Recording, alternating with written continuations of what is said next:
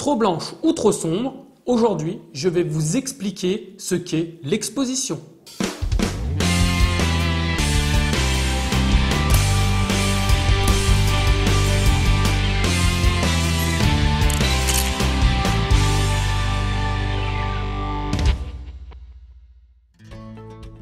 Salut à tous et bienvenue sur la chaîne Soyons Objectifs. Il s'agit d'une chaîne collaborative et participative en partenariat avec le magazine Photo Digital Photo. Abonnez-vous et actionnez la petite cloche d'alerte parce qu'à partir d'aujourd'hui, ça va se corser comme l'aurait dit Napoléon. Alors très rapidement, je souhaite revenir sur le principe des épisodes.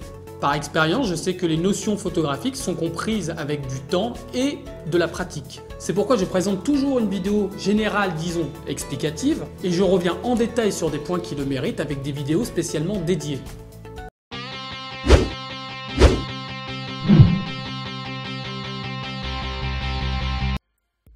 C'est quoi l'exposition? Dans une précédente vidéo, on a vu que les appareils numériques avaient un capteur à la place de la pellicule. Et l'exposition d'une photo, c'est la quantité de lumière reçue par ce capteur. Alors c'est quoi l'exposition? En gros, si votre photo est trop blanche, on dit qu'elle est surexposée, et si elle est trop sombre, on dit qu'elle est sous-exposée. Mais je vous rassure, on a absolument tous un avis différent sur l'exposition. Pour prendre un exemple, ça ressemble un peu à une séance de bronzage. Ça fait toujours cliché de dire ça, mais c'est l'exemple que beaucoup reprennent et qui, ma foi, fonctionne pas mal. Vous le savez, une séance de bronzage n'aura pas les mêmes effets selon s'il y a des nuages, votre type de peau et le temps que vous passerez à vous exposer. Sachez que je ne veux pas m'attirer les foudres des dermatologues, il ne s'agit là que d'un exemple illustrant le principe de l'exposition. Il existe 3 paramètres qui composent l'exposition. La sensibilité du capteur, ou autrement dit les ISO. On peut la comparer à votre type de peau. Vous comprenez par exemple que pour 1 heure d'exposition au soleil, vous n'aurez pas tous les mêmes effets selon si votre peau est plus ou moins claire. L'ouverture du diaphragme de votre objectif, quant à lui, va contrôler la quantité de lumière entrante. On peut imaginer qu'il s'agirait là d'un nuage placé au-dessus de vous et qui laisserait percer le soleil à travers un trou qui serait plus ou moins grand. Et que ce trou gère l'intensité du soleil qui arrive sur votre peau. Plus ce trou est grand, plus vous recevrez de soleil. Plus ce trou est grand et plus votre peau recevra de soleil. Plus ce trou est petit et moins... Voilà, c'est ça. Presque tous, hein. Pas mal. Le temps de pose ou la vitesse d'obturation, quant à elle, détermine le temps d'exposition à la lumière. Dans notre exemple, il s'agira du temps passé au soleil. Vous comprenez avec cet exemple que ces 3 facteurs influent sur votre bronzage. Le temps que vous passerez au soleil, les nuages et votre type de peau. Ça y est, vous avez compris, c'est fini, stop, basta, au revoir, à bientôt. Non, je rigole. C'est donc la même chose pour votre photo. Ces 3 éléments impactent votre photo finale.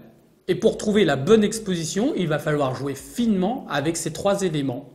Alors n'ayez pas peur, votre appareil gère tout seul cette exposition dans les modes ouverture et vitesse. Mais il peut arriver que vous ayez envie ou besoin de les maîtriser, et notamment pour le mode M manuel. Chacun de ces 3 éléments va permettre d'avoir une bonne ou une mauvaise exposition de votre photo. Il va falloir trouver un compromis pour avoir une bonne exposition.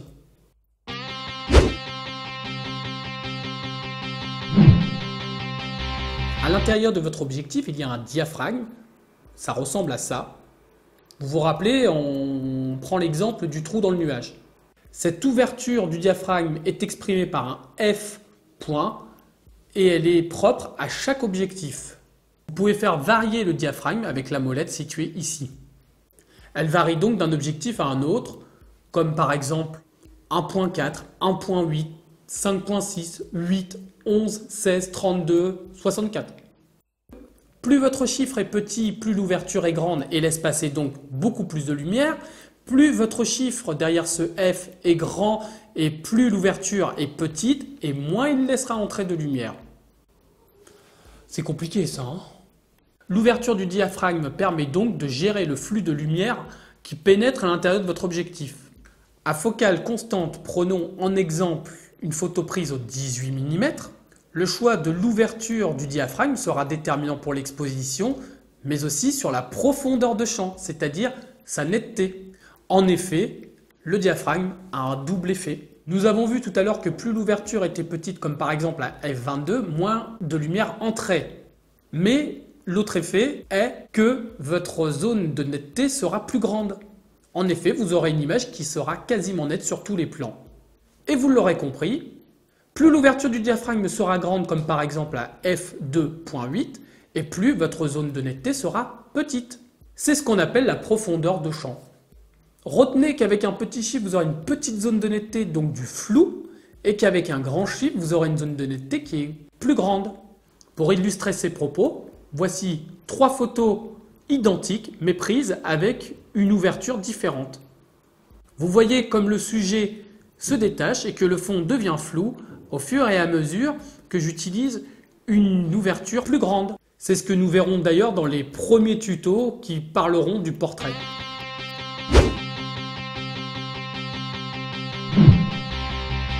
La vitesse d'obturation ou le temps de pause. C'est tout simplement le temps de pause auquel le capteur est exposé à la lumière qui entre par l'objectif. Ce temps de pause est exprimé en secondes ou en fractions de seconde. Il peut passer d'1 seconde à 30 secondes, à 1/500e, à 1/2000e. Pour faire simple, plus le chiffre placé derrière votre fraction 1 sera grand, et plus votre photo sera prise rapidement. Et du coup, moins de lumière va entrer. Tout comme l'ouverture, le temps de pause a un double effet. Elle permet également de contrôler la netteté d'un mouvement. Plus la vitesse sera rapide, plus le mouvement de votre image sera net et figé. Mais plus la vitesse est lente et plus le mouvement semblera flou ou filé. Voici 2 photos qui illustrent cette vitesse.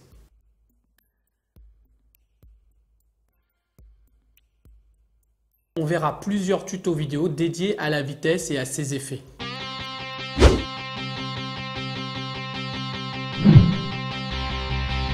La sensibilité est déterminée par les ISO. Cette sensibilité est propre à chacun des boîtiers, mais elle débute souvent autour de 100 ISO. 100 ISO, on dit que c'est une valeur basse, et donc votre capteur est moins sensible à la lumière. Il a donc besoin de beaucoup de lumière ou d'être exposé plus longtemps pour avoir une exposition correcte. Comme par exemple une photo prise en pleine journée, en plein été, à la plage. Ces ISO peuvent être augmentés, comme par exemple à 3200 ISO, voire à 6400 ISO et bien plus selon votre boîtier. Dans ce cas, il n'y aura pas besoin de trop de lumière ou d'un temps d'exposition trop long pour avoir une photo qui sera bien exposée. Imaginons que vous vouliez prendre une photo dans une habitation en soirée. Votre appareil éprouvera des difficultés à bien exposer cette photo et une montée en ISO semble une bonne solution. Vous allez me dire, eh ben, on n'a qu'à laisser cette sensibilité haute et on aura une bonne exposition tout le temps. Ah bah non. Les ISO, tout comme l'ouverture et la vitesse, ont un double effet et celui-là, il n'est pas des plus esthétiques. La montée en ISO crée ce qu'on appelle du bruit. Et non, c'est pas celui de la boîte de nuit d'accord. C'est un tas de petits points disgracieux qui se placent sur vos photos et qui ne les rendent pas des plus splendides. Pour éviter ce bruit et tant que possible, essayez de travailler avec une valeur ISO basse. Pour cela, il conviendra de mettre ces ISO en manuel, mais nous verrons ça plus tard.